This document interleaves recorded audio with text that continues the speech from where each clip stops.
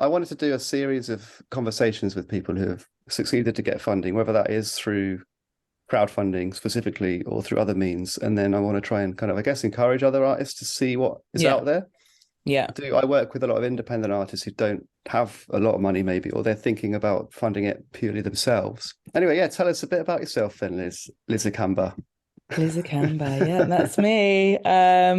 Yeah, so I'm an independent solo artist. I also work with a variation of musicians and collaborate with different people. But generally speaking, it's my own music, and I'm kind of self-managing all of my activity with a little bit of help. So I make Afro soul folk music that has a bit of a Congolese lilt to it.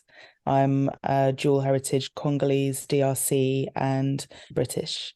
So my music is very much a fusion of those influences, as well as lots of other music, and particularly kind of a lot of diasporic music that has kind of found its way to different parts of the globe and then fused with other cultures. So I'm really interested in that kind of cross-pollination of musical and cultural influences.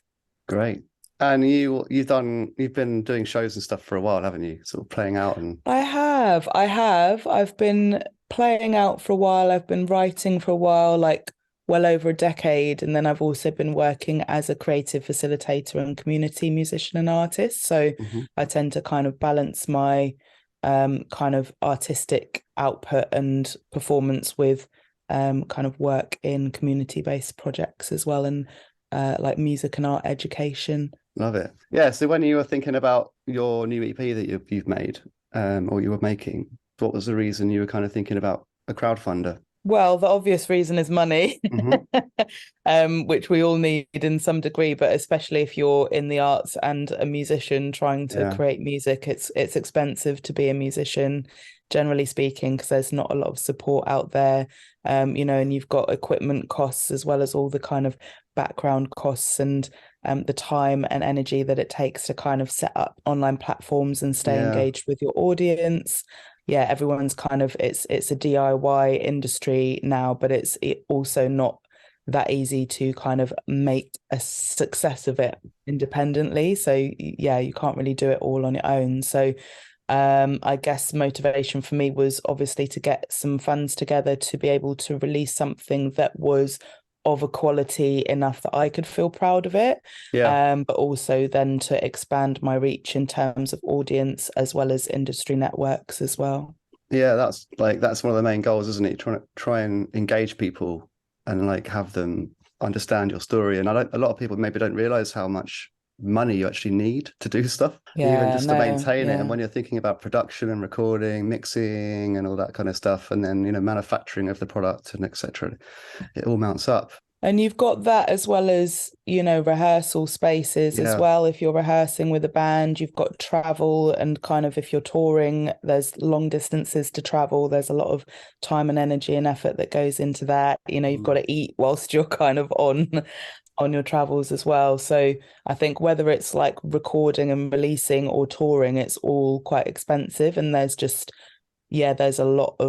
also a lot of kind of exploitation within the industry where people are just expected to do Yeah. a lot for very little or next to nothing. And there's Yeah, or always nothing. somebody who's willing to do it for nothing, because if it's your passion, Mm. then you're also vulnerable to being exploited because you have to do it, you Yeah, know. that's it. This is it's a whole level of it where people are just playing out for free, and it's kind of that line of being exploited versus wanting to get their name out there and be Yeah, seen and stuff. It's difficult, isn't it? there's so many places that say, oh, we won't pay you, but it's really good promotion, and it's Mm. like you could be doing that for years before you get paid. So, yeah, I think just really trying to change my mindset around value and valuing my own work, and yeah, putting myself out there a little bit more, trying to Yeah, find the guts to do that and be seen a little bit more. yeah. I love that. That's like quite a good thing to think about. Valuing yourself more. Like, don't give yourself away. you It's so know, important for don't go too artists, I thin with think, it. generally. Yeah. So Yeah, you for had a sure. desire to put out a really great record that sounded good, had had the right sound that you wanted, that you'd feel proud of, and the one thing to do is to kind of get people to pay to help, fund it with the crowd, as they say. So you went into Indiegogo with your campaign, Yeah, I used which was Indiegogo. Yeah. I looked at that and another couple of platforms like GoFundMe as well. And yeah, Indiegogo just felt the most kind of accessible and intuitive yeah. to use, and as an interface on the public end as well. Just felt like the nicest, kind of cleanest one to use. Yeah, and you get the money regardless of your goal, right? I think with Kickstarter, if you don't get the total you say, you don't get the money. I might be wrong there though, but yeah, if you whatever your target you set for Indiegogo, it's not like you have to get it to get anything. Is that right? There's a couple of different options. It's Oh, like okay, you can do an all or nothing thing, which is right. if you don't reach the target, then you don't get any of it. I see. Right. So they've got Or you both. can pay more fees and then get what you Right. raise. But it's also got an Indiegogo, which is quite a good extra feature. If you reach your target, then your campaign page can then stay open Oh, indefinitely. So you've essentially got that as, right. a landing page to send people to if you want to carry on showing people what your Ah, project's about or fundraising. I didn't So know that. that's That's good. really useful. Yeah. So you get to tell your story, you get to kind of bring people into the project and give them an insight into what you're trying to do. Like what was your campaign like when you did it? How did you plan it? Talk to me about like the planning and the what you thought you might Yeah. need and etc. and the research you did. Anything that you'd want to share about that? Yeah, well, I was working on it. I was working on it with somebody. I had somebody who does fundraising and was advising me. So I really felt like I needed a bit of Mm, sideline support with that and kind of consistent, somebody with a bit more experience.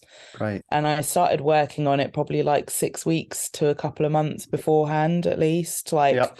bits and bobs, and then it got more busy in the month beforehand where I was really kind of polishing off the page. And to start with, it was just kind of getting all the foundation bits in place, like my mailing list, like who Hmm. my contacts were, and essentially just getting my head around how it works, as opposed to, say, normal kind of just social media based campaigns, Yeah. because I realized quite quickly, and from my advisor, that the people that are going to give to your campaign already know you. It's your friends and family, it's extended Mm, friends and family, friends of friends. So it was kind of getting my head around that rather than just like trying to cast the net as wide as possible and get the numbers up, because it's not necessarily those people who are really going to invest in you and your story. yeah. Okay. So you got to Yeah. think about who's actually going to pay you some money as well as know they might not know who you are. But so how long did you work on your mailing? Have you been working on your mailing list for the last decade? Getting emails and building that Um, up? Because I mailing won't lists are really wouldn't great. Yeah, I wouldn't say that I've been that great for like a decade doing No, but it, but you've it's gradually built up, yeah, and great. kind of realized the importance of a good mailing list in the last 5 years or so, Yeah. particularly. It's a Sorry. direct line essentially to your audience. And like I think people nowadays are thinking so much in kind of social media terms, that you think that's how you're going to reach your people. But actually, having a personal email is so much more personalized and is going Yeah. to reach people more directly. So it's really worth having that. Yeah, for Um, sure. So did yeah. you, because you were doing social media as well, weren't you? Because I was watching the campaign closely and obviously bought one of the albums or the EPs Yeah. when they're done. Talk to me about how it went and what challenges you had and things like that Yeah. during the I mean, campaign, overall. yeah, it was. I mean, I won't lie, it was difficult. It was probably the biggest piece of work that I've done in my life, or one of them.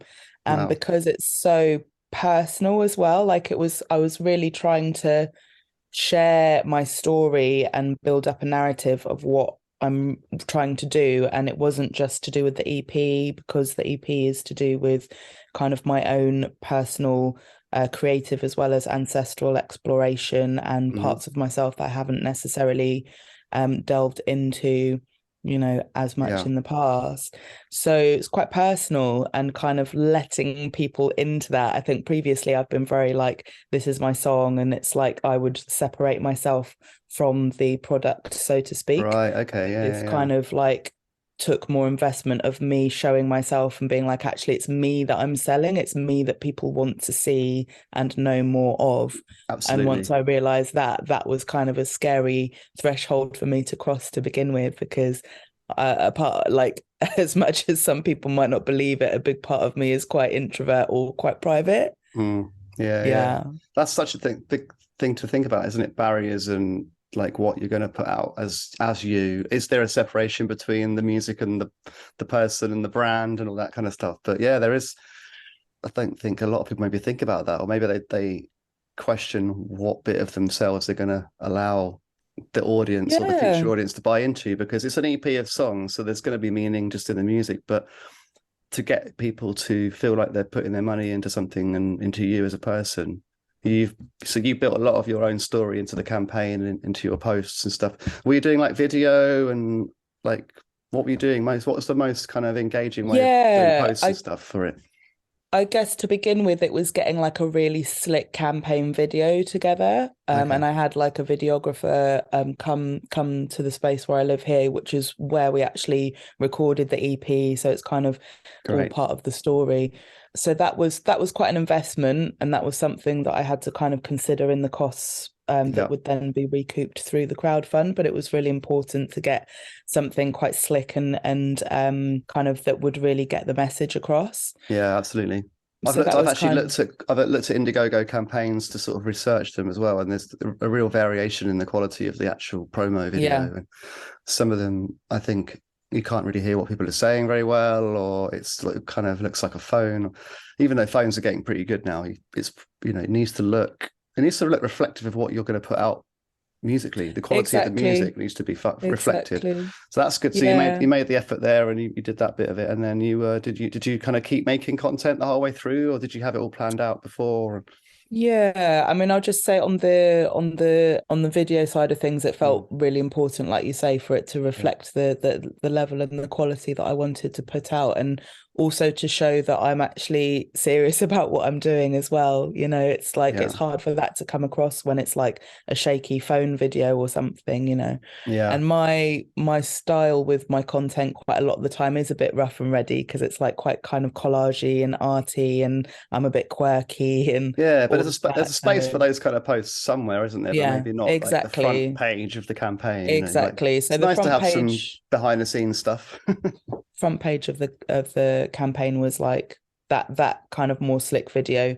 And then throughout the campaign, I was making quite a bit of content. Again, I had help and factored that into my costs and what I was hoping Nice. and looking to recoup through the campaign. So I was needing to invest to Yeah, be yeah. able to. But yeah, we were creating little snippet videos and doing like little countdown videos with bits of my artwork, photos, kind of things that are just around about and in my everyday life, Mm. like live audio of me like rehearsing or playing gigs and cutting those together and being like, yeah, doing like little countdown posts, like Yeah, it's 15, great. 14, 13 days I remember left. thinking there they look great, and they were really that countdown was a quite a big. You were doing that every day, so you planned the campaign in advance. Then you'd had to like how long was the countdown? A couple of weeks, or was it a month? Or What was it I doing? was I did a countdown for when the campaign was starting, and then I did a countdown for when it was ending. But then yeah. I So also extended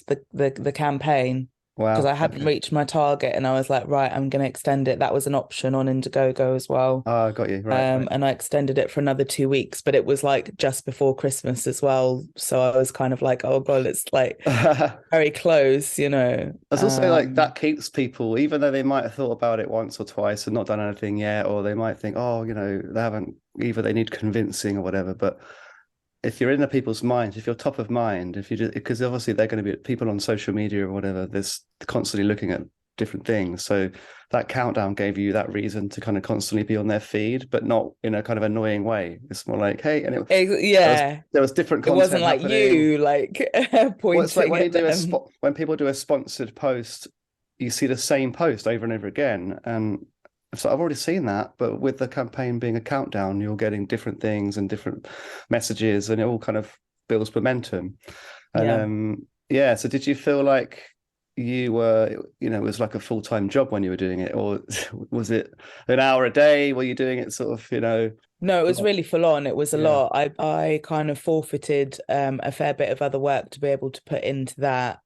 It Okay. doesn't necessarily have to be like that. I know that not everybody does it like that. Well, I you seem like you decided to, really planned it and you really had your objectives yeah. and your resources and your team of people, whatever. So you did it in a way that I think is probably quite inspirational for people who are thinking about doing it, because you don't want to waste your time. And if you do it badly or half-heartedly, then it's Mm, probably not going mm. to be the right investment. Yeah. One of the biggest bits of advice is just don't try and do it on your own, because I'm a very like, I've done that, that's kind of been my go-to way of being, is like being very independent and self sufficient and all of that. But I think with something like this, it's really important to find the right support, and whether that's practical support, somebody who's got experience like a fundraiser that I Hmm. worked with, or like a content creator, or on a more personal level, your go-to people who are going to just be there for you if like when you need a moment to Yeah, just yeah. like offload, you know. And some of those people were both for me, which is Yeah. great. And how would Um, would you say like just find for people looking for someone who's maybe got funding experience, did you just find that person just through asking around, or were they it just was someone you word of knew? mouth, yeah. Yeah. It was word So of just mouth. find out if someone's got that expertise and just go for a coffee with them or just meet up with them and see how they can Yeah, help I you. mean, this was all Yeah. done remotely as well, because Okay. they don't live here. So Right. yeah, so I met them remotely through mutual contacts, and we're still working together and getting Great on tip. really well. That's a great tip, Yeah. because yeah, a lot of people maybe think you have to do this stuff on your own, and it's like, even if you only have one or two people. So how let's talk numbers quickly then. Do you mind saying how much money you got, or what you wanted to get, and that kind of thing, and how much it's costing, if Yeah. you like round figures? Yeah, so my target was 7K, Hmm. which some would say, I had some other musicians who said, oh, that's quite high for an EP, but it kind of depends what you want to do as well. Like I had a vision for music videos and, Yeah. high quality outcomes and sound and production, as well as kind of having a bit of a team around me to do those various things. So that seemed realistic for me, and it's always more than what you Oh yeah. expect, what you budget it for anyway. So my target was 7 and I came out with 7.5, which was great. But Wow. then Indiegogo has its fees. So I think from that there was like something close to £1,000 fees. Right. Okay. It's quite a Yeah. chunk, but I So mean, if you hit, what's that, 15%? Or so? I can't do maths, but so you arrived at the number by thinking you thought through exactly what you might need for your goals, and you just came up with that number. You didn't just pull that number out of the air. You were like, no, no, you you've got to calculated it. do, yeah, I think especially for your audience and for people who are going to fund you, it's really important to lay out what your budget is and what you intend Mm. to spend the money on, so that people know where their money is going. Yeah. I don't think people will be invested if it's clear that you're not serious about it. So it really helped me to strategize and actually hone not only my story and narrative, but my strategy going forward and how all of that fits together Yeah. into my vision, and practically how that might unfold. So all that time you put Um, into it has not just been a financial reward. It's actually, yeah, mm, it's giving you that much more of a clear it's picture so for loads much of more things. than that. Yeah, Yeah. yeah, it's Brilliant. so much more than that. And it's making me more professional as well, because it's like I Mm. know what I want and what it's for. And yeah, I Yeah. can Yeah. kind of like break down the different aspects of what I'm doing and how they fit together into a whole organism, so to speak. Yeah, yeah. And do you feel like it met your expectations versus what you thought you were going to have to do versus what actually it was? How did it compare? I don't think it met my expectations, because I couldn't have expected what No. it was going to be like, really. I just hoped, Yeah, I just yeah, yeah, hoped yeah. that it would come off, that I would grow my audience, that I would make enough money to be able to put the EP out, and all of those things were ticked. But I think on a kind of psychological, emotional, and self-growth level, I kind of like underestimated how much of a learning process it would be, and how much more confidence it would give me in what I'm doing, and like conviction in what I'm doing as well. Yeah. Not only Yeah. because there's people coming back and saying, oh, we believe in what you're doing and what you're doing is great, but like I really had to put myself out there, and it's really awkward like asking people for help, especially in this culture. We're just not conditioned Yeah. to do it very easily, and then you're Yeah. asking for money on top of that. So that was Yeah. there was a lot of discomfort around that. So Right. it helped me to work through a lot on a Oh, personal that's level as interesting. well. That's super Yeah. interesting. Yeah, because it's something maybe we are just conditioned to just think, oh, don't worry about it, don't buy anything, or Yeah, yeah, yeah, don't worry. If people are only like, oh if you no, want it's to, yeah. yeah, it's that whole thing where bands ask you to go and buy their merch at a show. They don't want to seem like they're being greedy, but just telling people something's there in the right way with the right information or the right tone. But yeah, it must have been difficult. So with the campaigns, just going back to that, because I haven't talked about what you did, but there's different levels of things you can offer, right? So you can do a simple purchase of the album or EP or whatever it is you're making, but then there's different things you can do. So how did you think about that? And like, what's the trickiest one you think you're going to have to Yeah, do? yeah. So it's kind of finding different tiers of things that would be affordable for different levels of what people can afford. So I kind of tried to vary it from like £5, £10, £20, Hmm. £50, £100. What did it jump to then? It jumped to 200 or 300. Yeah, I think I Then, bought a couple of those ones actually, didn't I? When I but went, yeah, yeah, wasn't there £1,000 option? I was like, yeah, let's go for yeah. that one.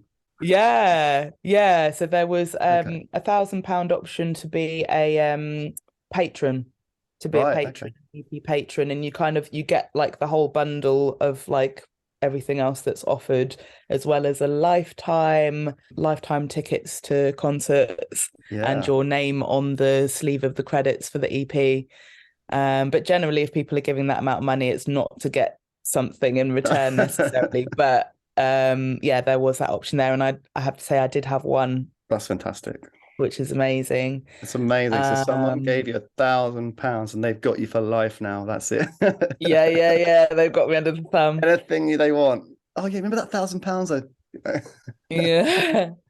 So That's yeah, so great. the lowest option one, and with each of those I was giving away with any of those perks they're called on Indiegogo, Yeah. I was also giving a free online concert. So I did like an online celebratory concert as part of the Yeah. Yeah. crowdfund, and just as a kind of like building community thing and to say thank you to my audience. So that was a kind of already given Nice. thing, just whatever you gave as part of the crowdfund.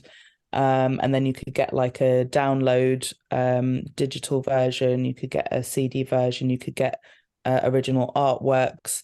And then it Yeah. went up once it got to 75, it was like a one-to-one empowered voice lesson with me. Yeah. And then you could buy like a personalized concert, Oh, home concert where I come and play for you and your friends.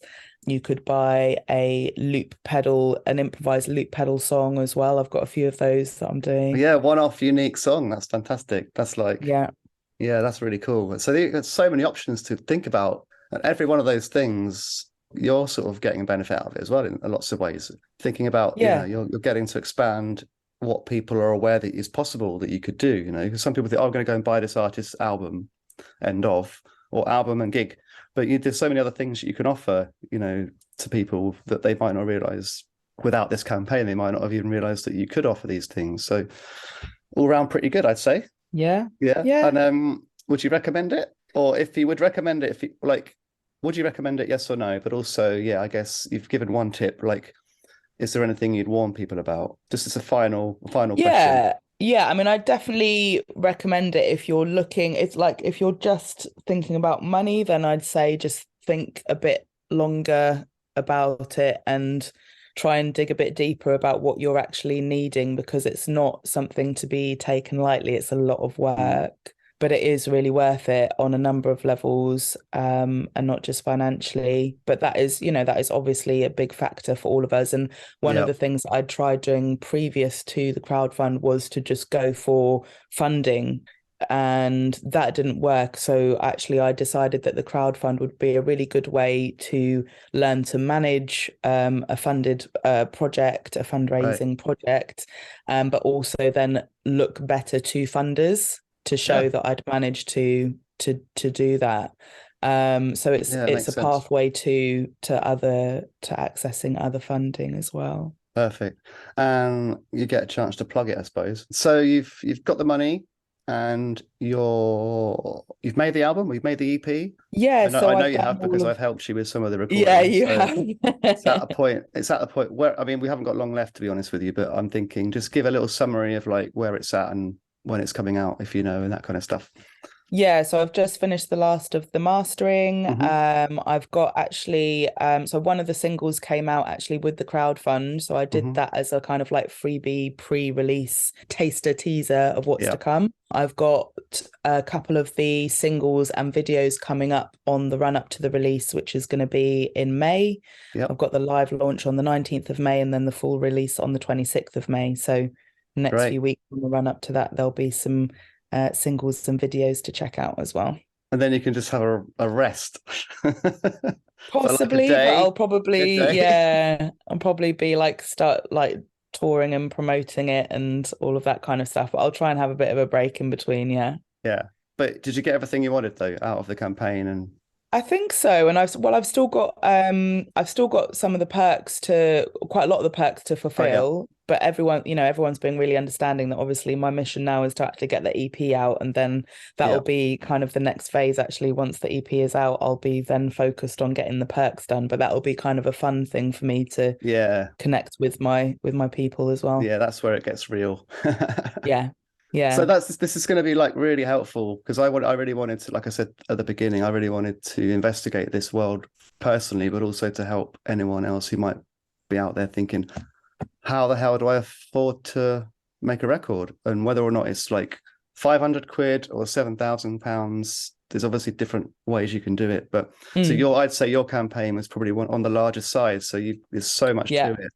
But okay, I reckon anyone who watches this is going to be super, it's going to be really useful to them. So thank you. And You're welcome. yeah, I think it's, people can go and find you on social media, can't they? If they're I'm going to tag you in this video on any Yeah. posts. So make sure you do. And thanks again, Liz. Appreciate it. Been great to Thanks. talk to Thanks, you. Steve, for having me on. Yeah. It's all right. Have a good one. Definitely. Go enjoy the rest of your day, evening. Evening. Yeah. Get some sunshine.